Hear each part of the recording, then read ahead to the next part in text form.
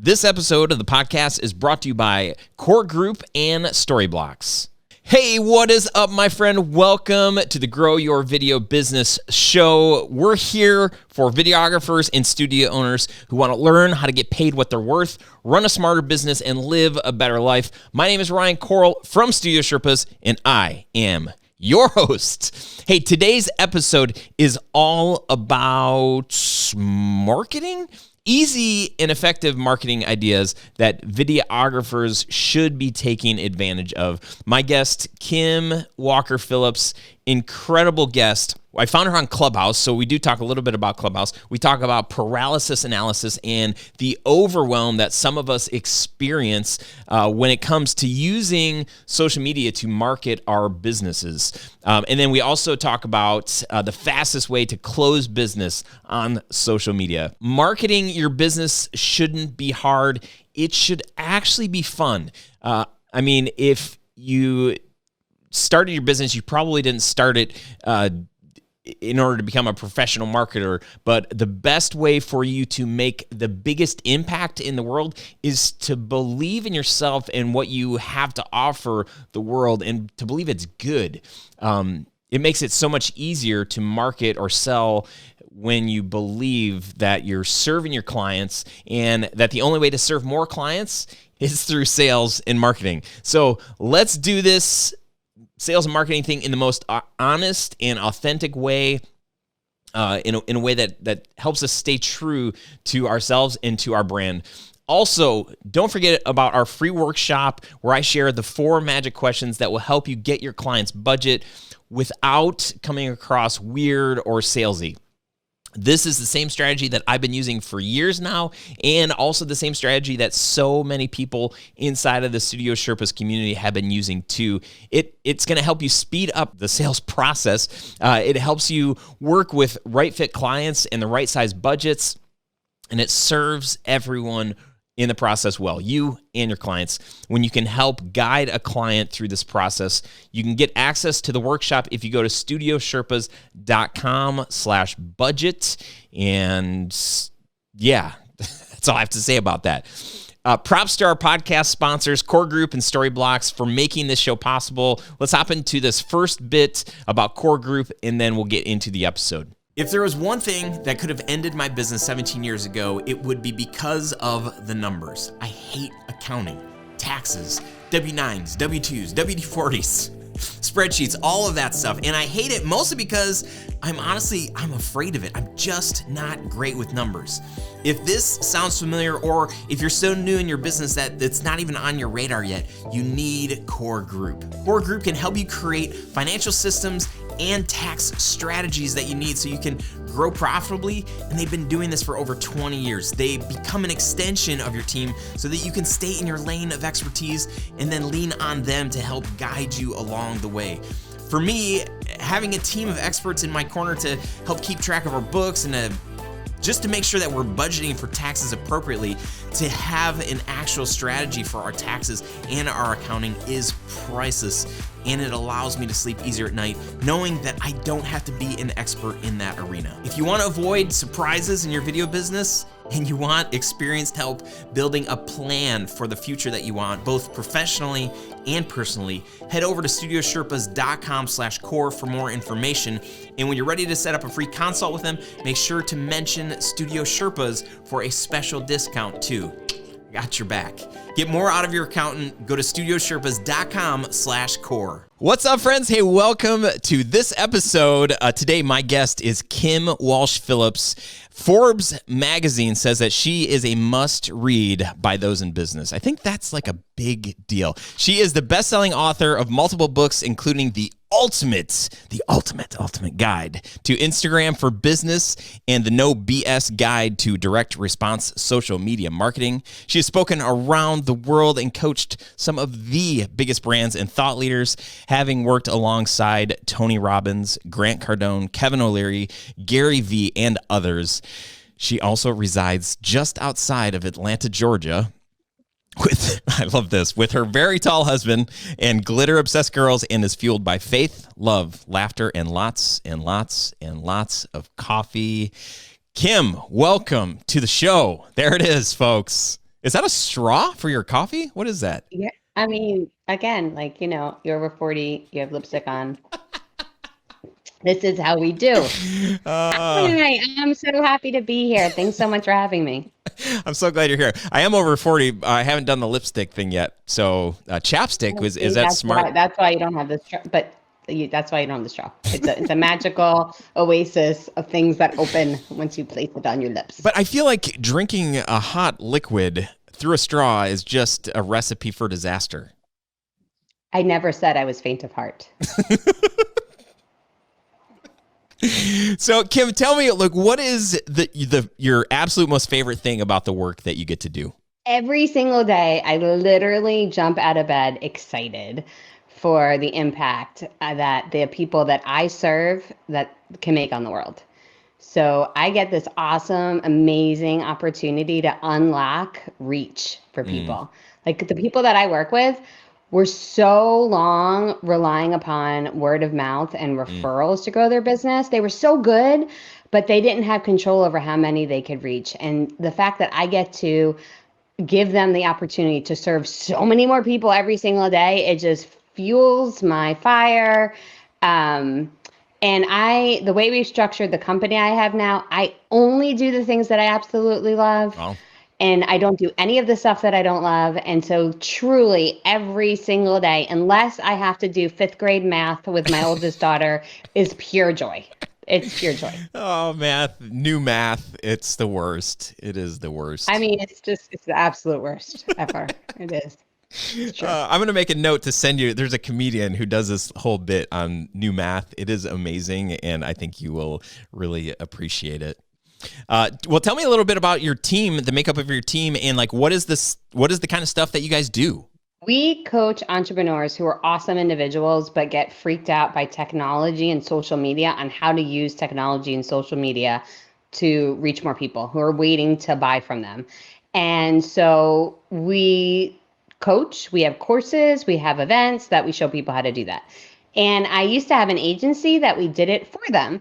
And I felt a calling on my life from God for a long time that we were meant to serve more, do more, have more impact.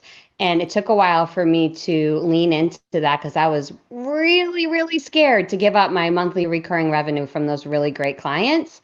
And finally, when I handed it over and said, okay, it's yours. I don't know what's next, but let's see what happens.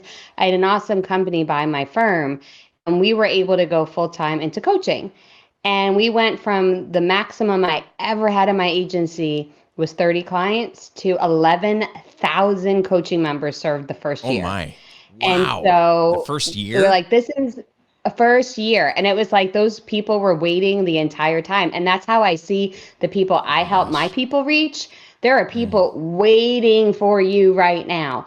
And so if you can get past the fear, past the uncertainty, that's right there waiting, blocking you from reaching them. You can break apart that wall and make it into a door. Then there's that opportunity that exists for both you and the people you're created to serve. So that's what we were doing. And so I knew if we were going to scale quickly, if we were going to grow successfully, if I was going to be in it for the long term to be able to serve the market that I was being created to serve, I needed to work in my zone of genius, not just for my benefit, but for the benefit of those I was working with and around. Because let's be frank, when we're doing things that aren't what we're supposed to do, it doesn't help our team either. They get very frustrated with us, right? We're usually holding things up, we're bottlenecking, they have to redo it, we're going to get frustrated. So all I do, because this is what I was created to do, is relationship build, speak, coach, and write. That's it. That's all I do in my job. Every single other thing is handled by other staff who were created to do those things. So we don't have a person on our team who's being asked to do something that's not inside their zone of genius. If there's something we need to have done and it doesn't match the gifts of the people on my team, we do not figure the how, we figure the who we need to bring on and how to do that thing. And that has made such a big difference. We went from 0 to hitting the Inc. 5000, number 475 in less than 3 years because we use that model. Wow. That is awesome. I love that. Congrats on that success, and congrats on having the courage to pivot, the most overused word, but to really, for your baby to be the thing that you're like, I guess we're supposed to do something different. Like when you build something successful and then like you move on from it, like that can feel really like not the right thing, right? But in your heart of hearts, obviously you knew like what you were really supposed to do, right? I mean, I knew for a long time.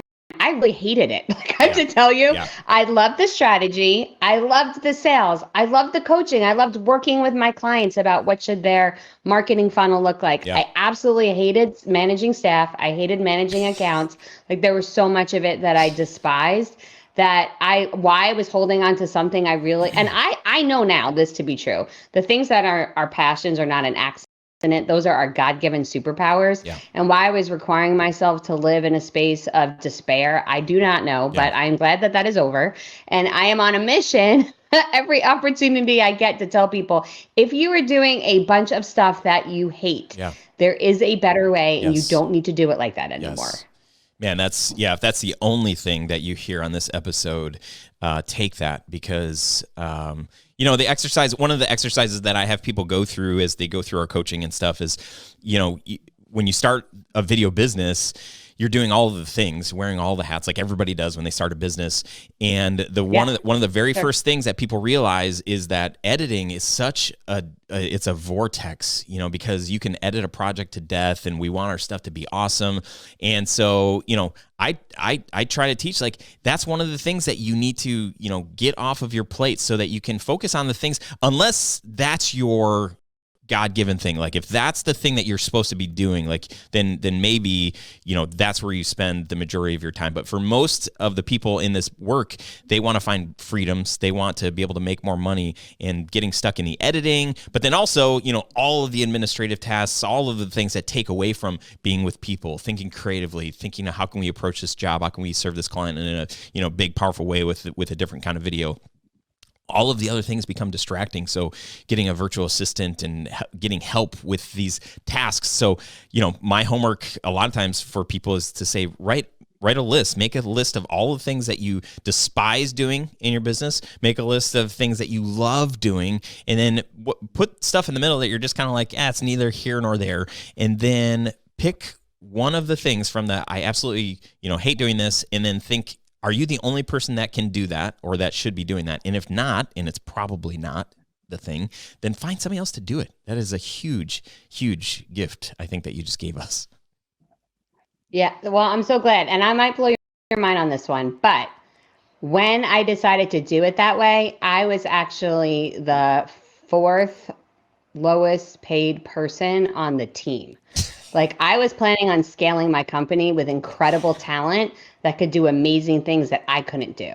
And I'm all about investing back into my firm. And I knew I wanted to bring people in. I also knew what I was comfortable living on and what I was truly willing to invest in. There was definitely a bonus and commission structure. And I certainly got paid very well.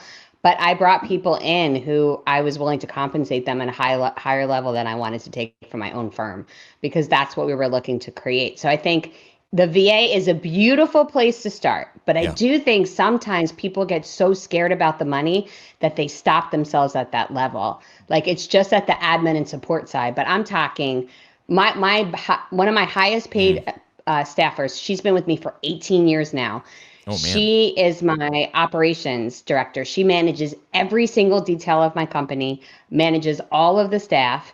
If not for her, we never could have scaled. I don't want to do anything that she does on a daily basis besides the meeting I have with her. And I delight in her, but I don't want to do that. She gets paid incredibly well and has total flexibility. And there is not a single time I do that payroll approval that she puts together that I am not happy to do it. Right. My vice president of sales, a lot more money than I get paid on purpose. Like I want someone who's going to go out. And so I just think at a certain point, you look at, what is the best person I could bring in for the job I can find versus what's the least expensive? It definitely changes the way you look at your scaling process. Well, and I think you bring up a good point in that too, though. A lot of times when you're starting a business too, it's like, I I get all of the money, right? When it's just me, I get all of you get used to getting all of the money, and then it's like hiring anything is like, oh, I got to say bye to that money. We forget that when you hire somebody, really what it should be doing is making the business more efficient so that you can make more money, so there's more opportunities, so there actually is more money. But like we get into this like mindset of like, oh, like it's all mine and I need to. But I think what you said there is like you knew how much you needed to live on or live off of. So having that number, a lot of us don't have that number. I don't know, people didn't, most people in this work were doing something completely different from video. And so there's not really, they only can reference what they were making at their last job. So like, oh, if I can make that much and maybe a little bit more, or I'm going to get way more freedom. So I think even just thinking through like, what do you need to live off of, like to be able to reach your financial goals?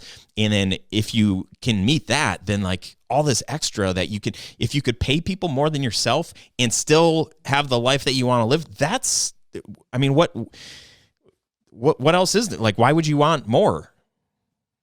Yeah, because if you don't do that, if you're taking all of the money, my guess is you have more than once thought, I wish somebody could fire me because you hate every single day. Like, I'm sorry, but there is no salary that is worth that. There's just not. Right. If you've thought about that, if you thought, I wish I could quit my job and you are your only employee, then you need to rethink the work that you do on a daily basis.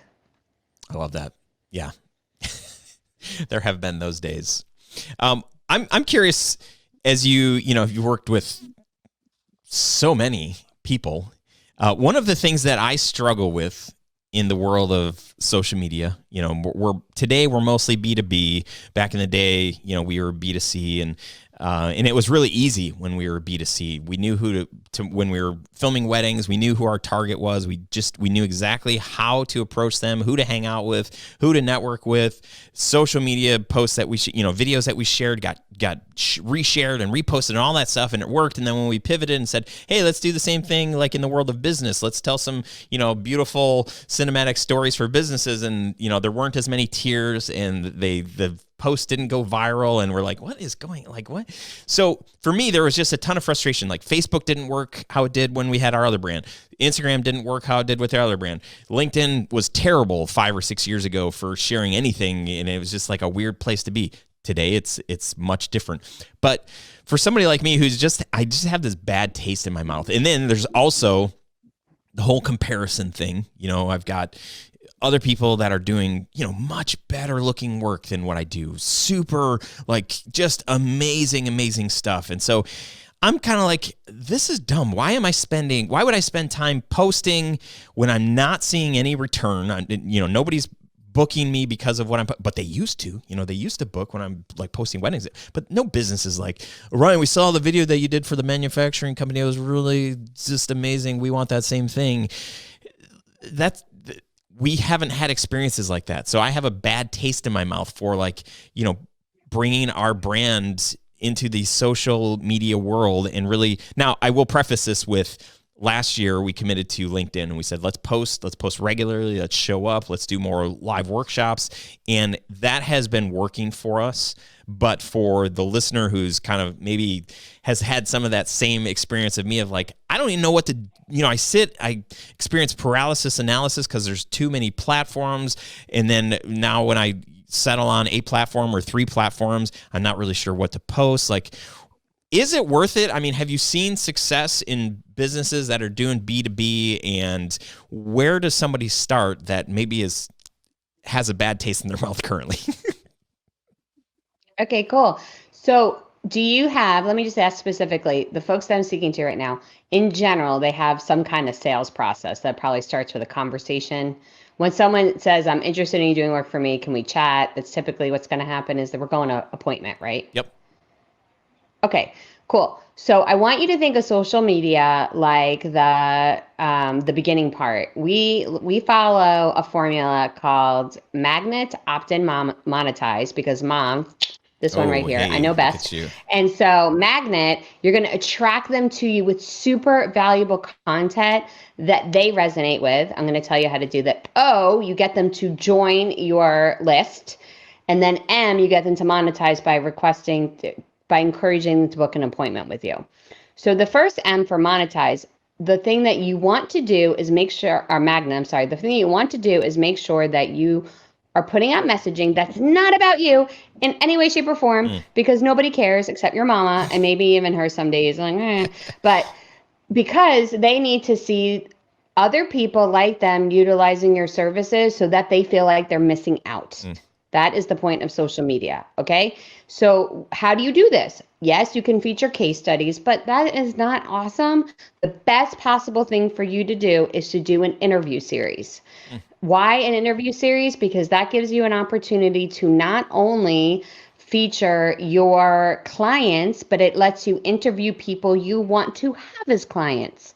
So if I only had 30 minutes a week, here's how I lay it out. Number one, I would have a Facebook Live show, because Facebook Live is a massive platform that they want to share. At the same time, you can broadcast to Instagram Live, so you can go to two platforms at the same time.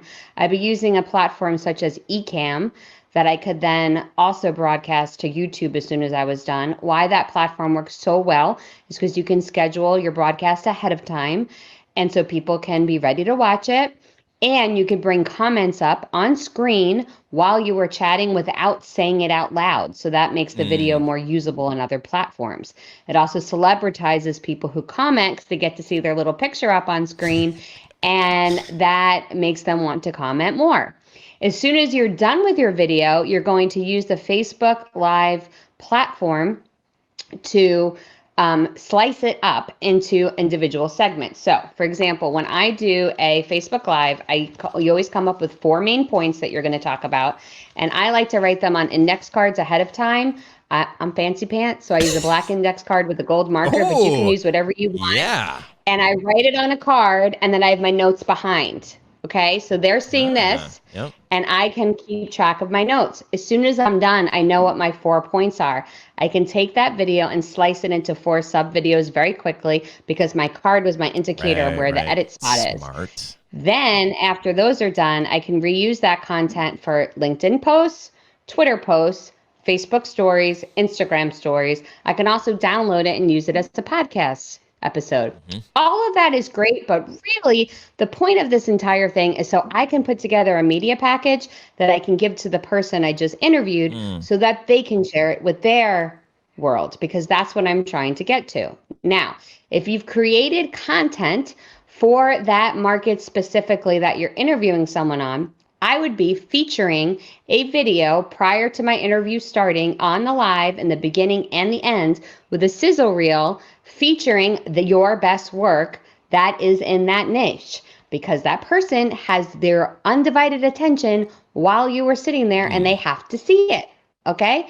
So then after that is all over, that is an incredible engagement opportunity. That is fantastic. But whatever topic that live is in, I want you to have at least 25 people who are also in that niche that you have connected to on LinkedIn. So when you post that video, they're going to see it. But even better, you're going to download that list of LinkedIn contacts into a spreadsheet. You're going to upload it to Facebook, and you're going to target that audience specifically for $5 a day and share with them that interview in their newsfeed. So yes, it does not work on social if you're just randomly posting photos of things that aren't connected with an overall strategic marketing plan. But if you use the plan that's worked so well, which has basically been relationship building, and you scale it by sharing posts that aren't about you but are about them, it's incredible how quickly you can push someone through your sales funnel. That's really good. With our production brand, because I love being behind the mic. When I realized that I could have a podcast, I was like, "Oh, this is a game changer. This is gonna be way too much fun for me." So we launched a podcast for our production brand, and my thinking was I'm going to be able to network with people that I would never have a chance to. I'm going to be able to invite them onto the show, interview them, get them to tell their story. Maybe we can talk about video. And we did, I don't remember how many episodes we did, probably 30. And it was really fun. What I thought was going to happen didn't happen. I thought that these influential people, from these big brands. We're going to share the video, and then, their friends were going to reach out, or that person was going to follow back up and say, hey, that was a great interview. We should probably do a video with you guys. What does that cost? That never happened. So I got frustrated. Then we closed that podcast down. Then we started another one with sort of a smaller niche. And did you say niche and niche? Did you do both of them, or did you just do the one? I play both sides. Yes. All right. So, okay. Kindred spirit. It was a tighter niche, but it still wasn't, it didn't do the thing. It was great content, but I felt like this is not helpful for our brand. Like it's like our business is not growing because of this podcast. So this format that you share, I'm like, ooh, this is much betterer. I mean, it's honing in on creating a platform that's all about them, right? And so then you do that and you use it as subliminal, subtle persuasion marketing in beginning and end, but you actually are, the whole point of that video is not necessarily to get that person as a client, but all the other people who would see it. That's huge. Now, you've got to partner it with other things. There has to be an actual gift somewhere that people can opt into that would then put them into your funnel. There needs to be weekly content going out that would engage them, and occasional calls to action to book an appointment with you that comes with a time-sensitive reason to act now. So when I had my agency, one of the best things we did every quarter was I just put if you book a prospect meeting with us this week, you're going to get a special gift from us, a client attraction toolkit. The first time I did it, I had no idea what was going to be in that because I hadn't created it yet, but I made sure people said yes, and you've got to put a time-sensitive reason on it. The reason why boot camps work better than gym memberships is because it creates a starting date. And so if you put a time-sensitive reason that people respond, it makes a big difference.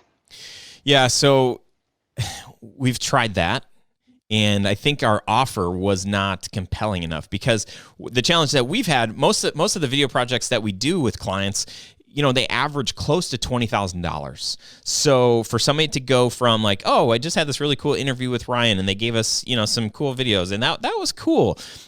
Next step in at least in our former process, our process is a little bit different today, but what used to be like, okay, you're going from zero to like $20,000. You ready to jump in? Like, you're ready to, make an investment and get a video? Nobody.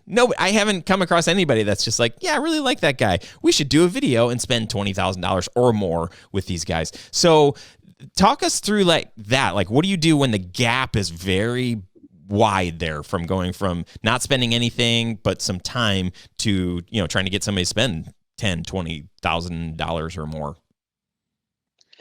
That's why I shared that we don't do it if you book us as an agency this week. It was if you request a prospective client interview. That's what we would call our prospect meetings, because we knew once they came in front of us, we would do an incredible discovery process, and I had such a high close rate on the phone that would close. So my goal on those emails was never to make the sale. It was always just to get them to the next step in the decision-making process, just to get on the phone. So incentivize the getting on the phone moment with something that they are going to find incredible value in, that doesn't diminish what you do, but that would be very helpful to them for what they're looking for. Yeah, I think that's really good. And my takeaway there, actually, the Sage event, they had the profit pyramid. That was such an awesome. I was not even thinking about our production brand in this. Ugly one of mine, but here's mine. There you go. Yes. So I did that practice, and that was my biggest epiphany of the whole event. Like, we do live streaming, and we're growing in that, so lots of cool takeaways there. But I was like, oh my gosh, the gap is so wide for people to go from, a discovery call, or not even a discovery call, but like free content lead magnet that we're offering to, we're trying to get them to book a work, which is $2,500. But what I'm picking up from what you're saying is like, if we can get them on a call, and instead of doing our workshop, our paid workshop, which walks them through exactly the creative and the storytelling process that we do to get them a great video, they pay for that. So the in-between could be like, hey, let's get on the phone for 20 or 30 minutes and we can talk through what is your video strategy for the year. Like maybe you have one, maybe you don't. And we can kind of talk through some best practices, some videos that you should consider doing, and really just kind of planting some seeds. Do you think that that's like a better thing to maybe offer kind of as that in-between? Like, because what I've also experienced is a lot of people aren't, they're not thinking like, oh, we need a brand story or we need, this kind of video or something like that. So for them to hop on a call with me to talk about the value of what that kind of video is, that just hasn't been that attractive of an offer. And maybe it's just we're not pitching it well enough to say like, here's what you're going to walk away with. Go ahead. Yeah, no, it's a great point. When I had an agency, that's how I was able to grow it from incredibly struggling to profitable enough to get offers to sell. And that was creating a client generation machine that would take you from social to opting into an evergreen webinar that would be completely outcome focused and would get you to book an appointment as soon as it was over. So I like to take humans out of that in-between part. You get them to the point of seeing you as a trusted advisor. And so when they book, and that's why we called it a prospective client interview, they were interviewing to become one of our clients. And that process is a very different positioning. And we would actually sell a $5,000 package that would literally be for us to create the proposal.